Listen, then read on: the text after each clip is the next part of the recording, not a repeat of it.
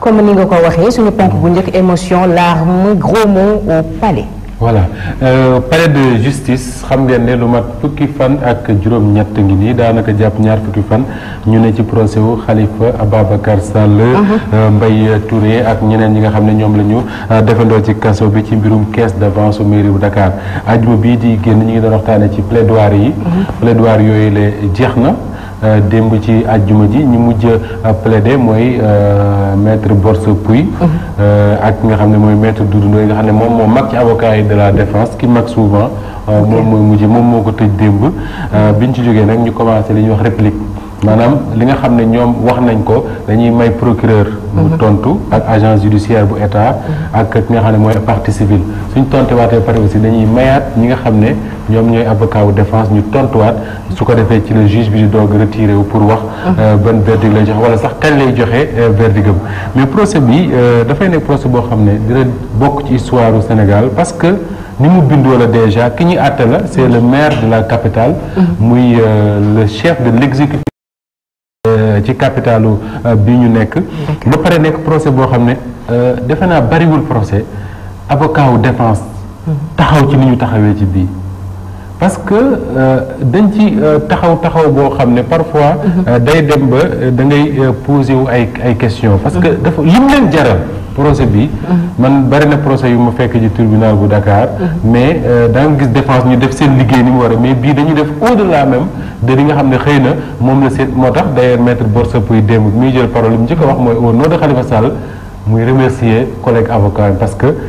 def nañ ba def xëy na loo xam ne seetu yoon naa la ci jox exemple mooy ku mel ne maître Ciré Clédor lii nee nañ bu muy plaider ci lalu hôpital la jóge pour ñëw plaider delluwaat hôpital parce que dafa hospitalisé ndax dafa feebar mais daf ko jaral mu ñëw plaider pour dellu alors procès bi nag am na ci plaidoirie yoo xam ne bi mu amee dafa jooyloo ay nit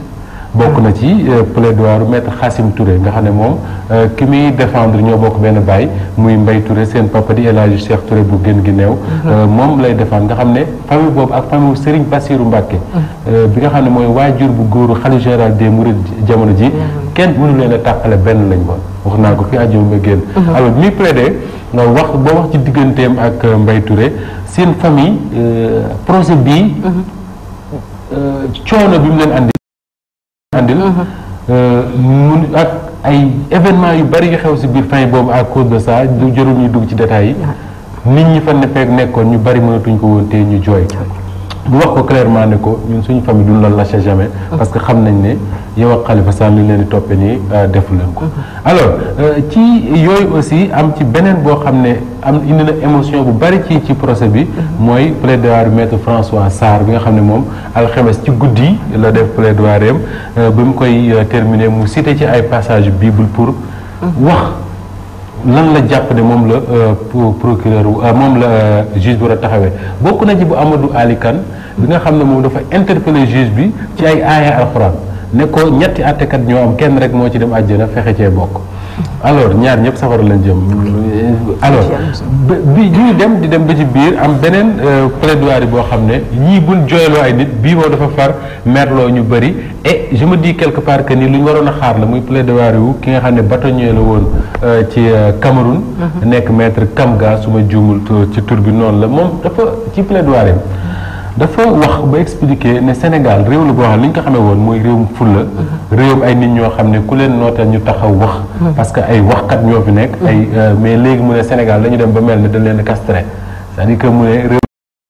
léegi kenn ñemeetu la wax parce que nee na li nga xam ne moom la ñuy teg Khalifa Sall jamono ji réew moo ko tegoon dana demee neneen alors loolu jaaxal ko bi mu waxee loolu nag le président du tribunal muy Lamotte maire ci tontu ko ba pare bu dee séance bi dem yoonam mais teewul avocat yi Sénégal ku mel ne maître Mbaye Guèye nga xam ne mooy bâtonnier avocat taxaw ne Lamotte du moom moo leen wax ñoom avocat yi nan la ñuy defee seen liggéey alors démb tamit ci plaidoirie yi am na ci avocat yi de la défense ba léegi ku wax ne procureur yaa ngi topp Khalifa Sall ci 1,8 milliard mel ne gaynde di ko topp pour wane ne da nga bëgg a jubal da nga bëgg mu leer pourtant de yow procureur mi toog bari na ay dossiers yoo xam ne ay milliards yu bëree bëri lañ ci tudd yaa ngi ci toog ba léegi nangoo cee jóg procureur jóg yëkkati loxoom ne ko andi dossiers yi mais procureur xam na fi waa ji waxee parce que am na ay dossiers yu bari yoo xam ne nee nañ transféré nañ ko procureur ba léegi topp amu jëm. am na yoo xam ne jox nañ ko le chef de l'État. président Macky Sall bi moom mu ne maa ci teg sama loxo. maa ci teg sama kudd loolu la wax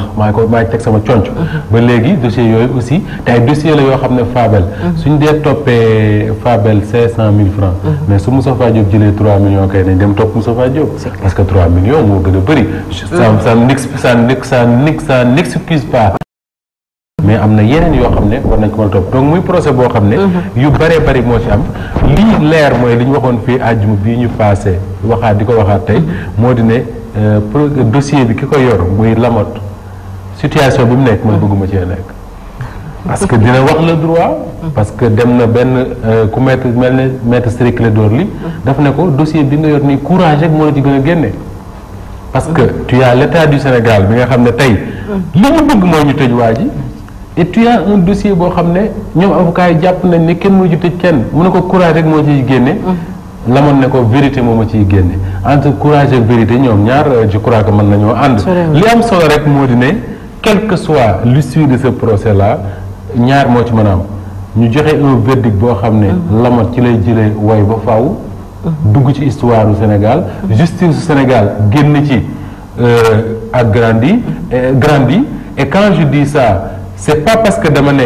dañu war a joxe un verdict favorable à Khalifa Sall. je dis pas ça mais verdict bu mu mënti nekk. mu nekk verdict boo xam ne Sénégalais bu ko dégg da nga ne àttekat bii kat fi mu teg ba jël décision bii. foofu la mais bu ñu joxee verdict boo xam ne Sénégalais yu bari dañuy taxawaat naan verdict bii dañ koo teg ndax politique moo tax ñu teg ko waa ji je crois que bu fekkee ne noonu la demee rek dañuy nasaxal justice. et tey moment la boo xam ne Awa Diop Ndiaye mi ngi koy wax vendredi. sérieux la justice. ak les justiciables c'est-à-dire que fexe ba tey à travers ce procès là ak yeneen yu nar a ama que les Sénégalais amaat confiance ci justice parce que jamono ji ku nekk da nga yaakaar ne dinañ ñëw sax Amnesty wax na ko tey ji justice à 2 vitesses moo am ñi am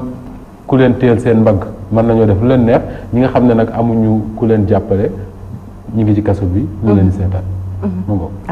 dañuy daal di dem ci suñu ñaareelu pont 2009 Idrissa Seck ci Stade. alors Idrissa Seck mi d'ailleurs am na journaux yu bind sax ne moom it am nay dossier yoo xam ne moom lañ koy waajal ngir buñ paree ci Khalifa Sall bu fekkee ne moom it da leen na nar a gêner ci élection présidentielle ñu faagaagal ko dafay wane lenn waxoon naa ko fii que ni bu ñu deful ndànk dañ doon wax ne Karim Wade moo mën a sonal Macky Sall présidentiel ginnaaw bi ñu ko tëjee gis ni Sénégalais yi niñ ko kiiweeg affaire yooyu Karim Wade fexe nañ ba du mën a écarté nañ ko mais ci yoonu écarté la jëm moom après ñu ne Khalifa Sall à chaque fois ñu dem élection à Dakar mu gagné te Dakar dafa représenter poids électoral bu am solo bu nekkee élection présidentielle même bu dul gagné mën na sonal le pouvoir ndaxte bu gagné Dakar mën na leen yóbbu deuxième tour Khalifa Sall boobule ñu ngi koy kii ma waxoon leen fii ne à force d'écraser ses adversaires di nga dem ba créer beneen adversaire et dafa mel ne noonu machine bi di demee la dem ba créer Idrissa Seck parce que Idrissa Seck il y a quelque temps le jeu politique Idrissa Seck bokkatu ci woon moom si boppam mi ngi wax ne éclipse la woon boo xam ne duré na 10 ans et que éclipse boobu c'est fini li tax nag éclipse boobu fi jeex mooy parce que il y a eu l'affaire Khalifa Sall et il y a eu l'affaire Karim Wade parce que tey bu Khalifa Sall ak Karim Wade nekkoon dans le jeu ñëpp xam dañuy nekk candidat ci conditions yu normales Khalifa Sall nekk candidat Idriss Seck bu deful ndax kenn du wax du feeñ mais tey jii par ce jeu là Macky Sall remettre na Idriss Seck dans le jeu politique et ñu bari am na benn enseignant en sciences politiques bu ko doon wax ne Macky Sall bu doon tànn tey adversaire am avant Khalifa Sall la Idriss Seck lay tànn comme adversaire pourquoi parce que yaakaar na ne Idriss Seck mënatul gagner élection au Sénégal mais tel que les choses se passent depuis quelques semaines doute am mi ngi commencé am à tel point que léegi Idrissa Seck bu yëkkatee baataam rek nga gis les francs tireurs de la paire ñëpp génn ku nekk commencé di tirer et malheureusement à chaque fois bu ñuy tirer ci moom du ñu ko tontu mukk ci li muy laaj wala li muy wax mais dañuy wax naan moo fi defoon lii moo fi wax lii la am na sax ku ma dégg exemple ku ma dégg mu ne séance de rattrapage lay def Mimi Touré voilà donc la personne d'Idriss Seck fi mu ne nii nekk na cible comme ni ko Walf Quotidien waxee semaine dernière nekk na cible mais Idriss Seck boobu autant le pouvoir est conscient que ni mi ngi jugaat te mën na nekk un danger autant moom Idriss Seck il est conscient que ni maintenant y a quelque chose à faire am na lu mu war a saisir et loolu moo tax toogatul benn yoon di wër Sénégal def campagne am. et mu posé ñaari acte ñaari fan yi ñu génn yoo xam ne day lay wan ne c'est à prendre au sérieux. bi ci njëkk moo di ne dafa def une déclaration bu muy waxee ne Macky Sall su fekkee ne Sénégal ak Afrique ak àdduna mënuñoo profité ci expérience Ablaye Wade ak flamboyance am c'est parce que Macky Sall moo ko toroxal. parce que tey il dit que su fekkoon ne Macky Sall jox na Ablaye Wade cëram chef d'état africain yu bari dinañ consulter Ablaye Wade dinañ ko dénk ay mission ci ONU am na ay guerres yu bari am ci àdduna yoo xam ne Ablaye Wade ak son âge son expérience mënoon na cee dox. mu ne c'est parce que Ablaye Wade Macky Sall daf ko toroxal que y a beaucoup de chefs et ça Idriss Seck le dit il a raison il y a beaucoup de chefs d'état d'organismes et d'institutions en Afrique yoo xam ne pour ne pas gêner Macky Sall il préfère bañ a dugal Ablaye Wade seen biir et loolu Idriss Seck le dit et quand Idriss Seck le dit du ko wax waxu ko rek parce que dëgg la mu wax ko mais daf ko wax parce que ma ngay clin d'œil waa PDS parce que tey xam na ne li mu bëgg a li position bi Idriss Seck bëgg a toog mooy position wu rassembleur ñi nga xam ne ñépp Macky Sall moo leen toroxal deux défenseur ñi nga xam ne ñépp Macky Sall moo leen toroxal li tax mu bëgg loolu mooy xam na ne tey le PDS mën na bañ a am candidat à la présidence en tout cas Karim Wade mën na bañ a nekk seen candidat et su ko nekkul tey su positionné woo comme quelqu'un boo xam ne malgré li ko opposé ak Wade yëpp parce que yu doy waar moo dox seen diggante malgré tout s'il se positionne comme quelqu'un boo xam ne moom du kiy toroxal Ablaye Wade comme ni ko Macky Sall defee waa PDS mën nañ ko fay borom parce que PDS tey li leen naqari bokk na ci cër bi Ablaye Wade bi Macky Sall jox Abdou Diouf di ko tuddee centre rek fu mu jëm yóbbu ko ba et que à côté Ablaye Wade bi nga xam ne loo ci mënti dégg li yóbbu Macky Sall au pouvoir am na lu mu ci joué. Ablaye Wade moomule nga xam ne li mu def ci Sénégal Abdou Diouf fi xaaj bi. maa ko wax. Ablaye Wade moomule tey jii. bu ñëwee ci Sénégal sax dafay xat. et loolu Idrissa Seck l'a compris beneen bi Idrissa Seck posé mooy dafa dem jël koo xam ne dafa jege woon Macky Sall lool. koo xam ne 20 ans ngi nii 20 ans. muy xaritoo ak Macky Sall 1998 ba léegi. bi Macky Sall nekkee ci moment yi gën a difficile nga xam ne ci la ko Ablaye Wade bëggoon a toroxale kooku bokk na ci ñi jël ab Macky Sall yóbbu ko ci Serigne Bara Mbacké Falilou ba Serigne Bara Mbacké Falilou nekkoon soutien buy gën a sûr ci Macky Sall muy Serigne Galas Kaltom Mbacké Serigne Galas Kaltom Mbacké doomu Serigne Bara Mbacké Falilou la Serigne Galas Kaltom Mbacké bi Serigne Bara nekkee xalif papaam moom la woo dénk ko organisation màggalu Touba premier màggalu Serigne Bara Serigne Galas Kaltom moo ko organisé c'est après Serigne Galas moomu nekkoon na député wu APR yaa ngi dégg donc Serigne Galas boobu c'est pas n'importe qui te son père Serigne Bara Mbacké Falilou bi Ablaye Wade naree faagaagal Macky Sall moo dox ci diggante bi Macky Sall heure bu daan dem ci Ablaye Wade nar koo def ba bu rangoon joxawee tuur mu daw ci sëñ Bara ne ko ñëw wax ci sëñ Bara jël téléphone am woo Ablaye Wade man dafa ci am lu bari loo xam ne mën naa la ko wax parce que dama ci waxtaan ak ñu ko fekkee mu woo téléphone am woo Ablaye Wade bàyyi ko sëñ Bara moom lu ne daj na ko ngir Macky Sall doomam jooju Serigne Gallas lu ne daj na ko ngir Macky Sall 98 la xam Macky Sall ba léegi bi Macky Sall di traversé moment yi gën a difficile ànd na ak moom guddi bëccëg fu ne dem na fa ak moom heure yoo xam ne bu ma la ko waxoon nga ne déedéet sëñ Gallas boobu mu nekk député élection législative ñëw ñuy falaat député investiture Macky Sall ne ko coppet ci liste bi sànni dem jël Serigne Abdou Bara Dolli Serigne Abdou Mbacké bu soxna Bali Mbacké ak bu Gaynde Fatma def ko tête de liste parce qu'il pensait que Serigne Abdou Gaynde Fatma moo gën a mën a gagné résultat Ablaye Wade ñëw Touba dóoraat leen fu dóor yu métti Serigne Gallas moomu tey moom moo ne bàyyi na àndam mi nga ànd ak Macky Sall te décision la boo xam ne moom moo ko jël courageusement kenn sant ko kenn ñaanu ko Seck lay àndal léegi te beneen symbole bi ci am moo di ne Serigne Moussa Nawel Mbacké nga xam ne Idrissa Seck danaan ko sama xarit sama Serigne parce que ñëpp nañ ne moom mooy la porte de Idrissa Seck ci biir Touba ci biir communauté mouride moom moo ko ci dugal Serigne Moussa Nawel Mbacké Serigne Moussa Nawel Mbacké Serigne Moustapha Bassirou Mbacké mooy papam Serigne Moustapha Bassirou Mbacké mooy magu Serigne Mountakha Mbacké mi nga xam ne mooy xalifu Serigne Touba tey di xalifu sëñ Bassirou sëñ Moussa Noël boobu moo boole loxo Idrissa Seck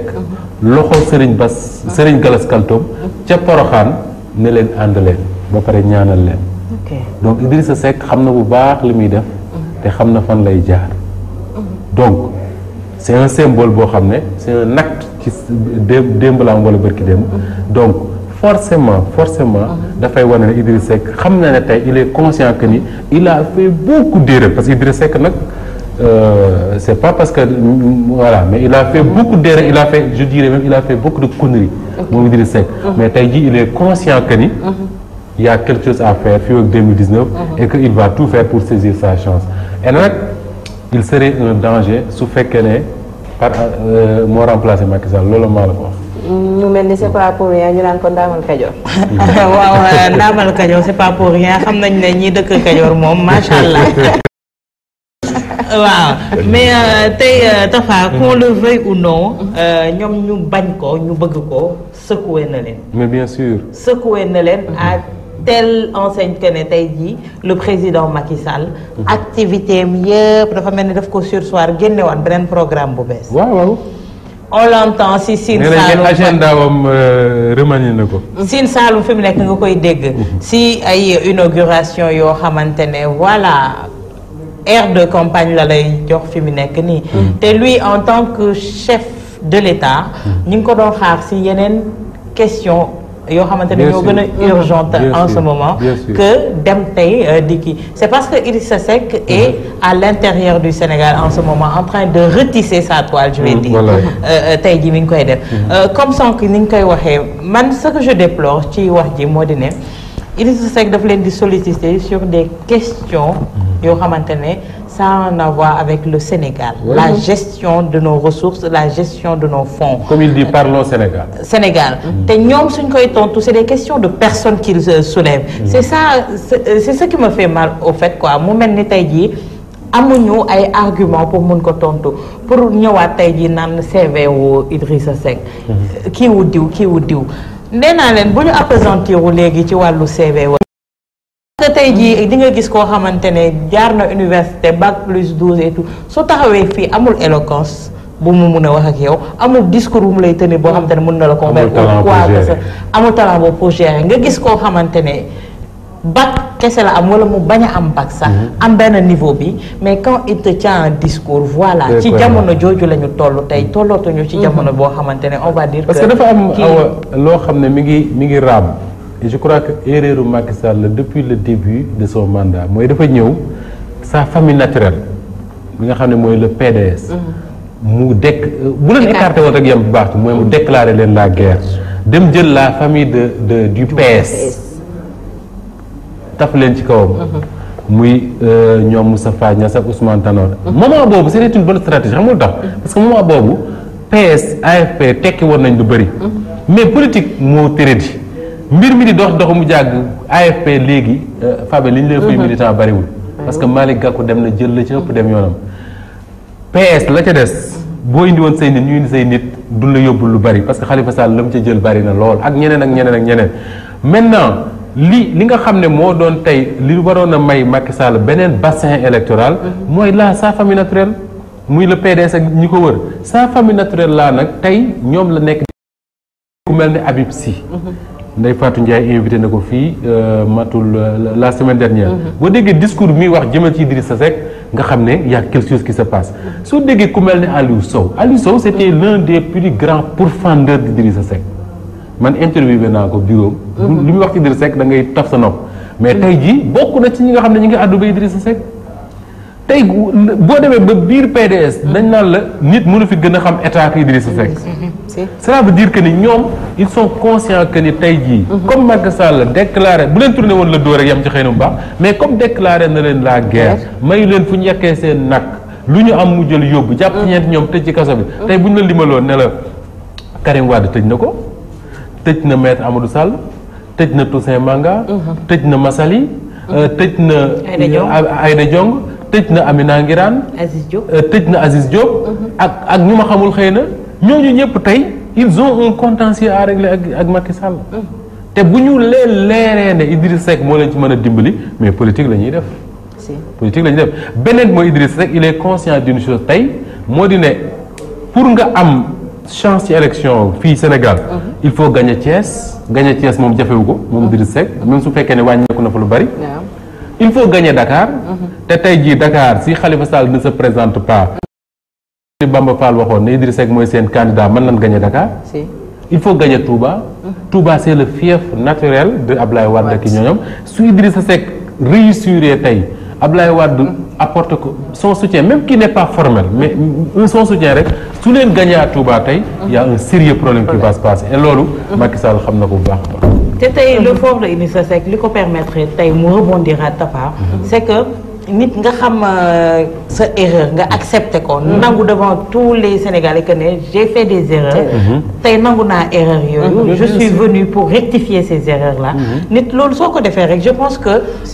le chemin est balisé quoi. bien sûr. Fatou Diouf.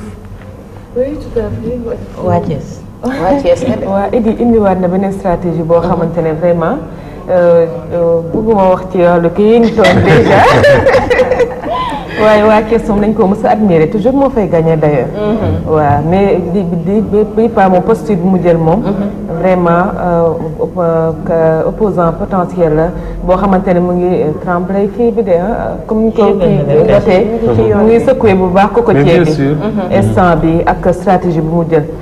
te lu muy wax débat d'idée bi ñu Moustapha doon keroog ba léegi gisuñ loo xamante ne ñu ngi ko ciy répondre à chaque fois bu mu waxee rek ñoom ñu wax na fii la xar ya jaar waaw dañuy wax lu am solo moom de dama ne woon est-ce que duñu bàyyi débat bi ci bi sax balaa ñu koy ci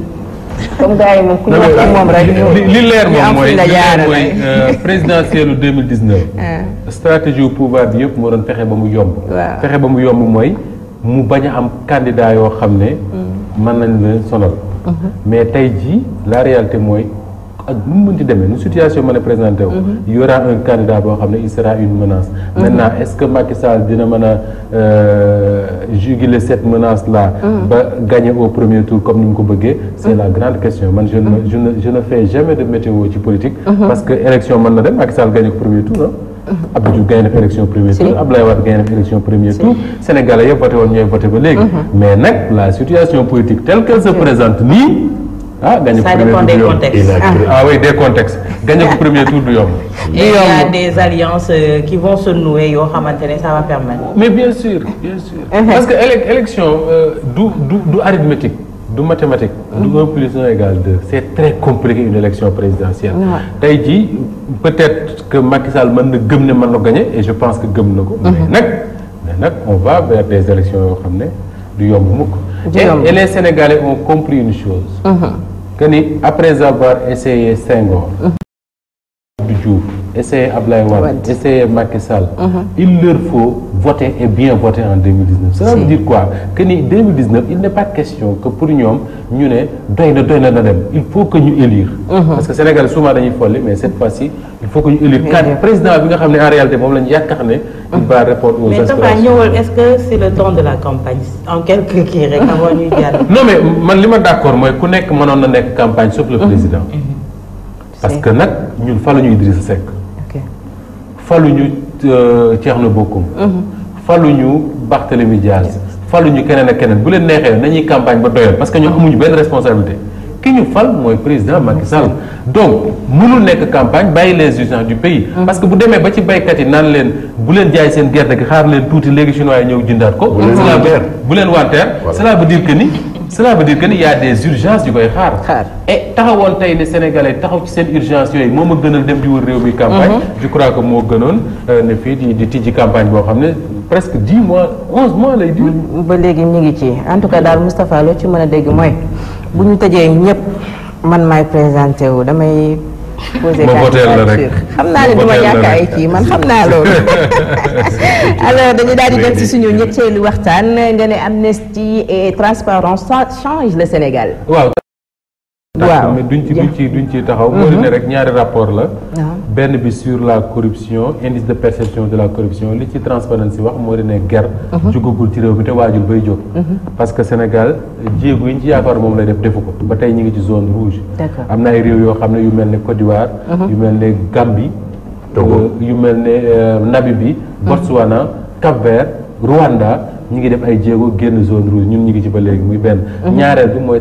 mooy Amnesty International. seen rapport bi ñu def mu ngi jëm ci wàllu respect des droits humains li nga xam ne mooy Sénégal problème bi ñu am muy sérieux mooy li ñuy waxtaan sànq ba léegi mooy jël justice di ko xeexe ay noonu ci politique. te loolu Amnesty wax nañ ne moo dal Khalifa Sall dem nañ sax ba wax ci mbiru Imam Ndaw que ni liñ ko teg kenn teguñu ko fenn mais loolu incha allah c'est promis yeneen petit déj dinañ ci dellusiwaat. dinañ ci dellusiwaat alors ñu jaajëfal ko bu baax a baax Moustapha jox la rendez-vous vendredi prochain. incha allah rek maa ngi lay jaajëfal bu baax a baax comme ñun petit déj yu paa yeeg mère yi la. petit déj yu disquette yi duñ ci jaar duñ ko wax donc duñ leen ko bàyyi ak ñoom bu àjjuma ak jàmm ñu dajewaat waxtaanewaat li nga xam ne mooy njariñu réew mi mais pas petit déj di waxtaane ay caaxaan voilà. jaajëfal naa la ci topp bi merci beaucoup.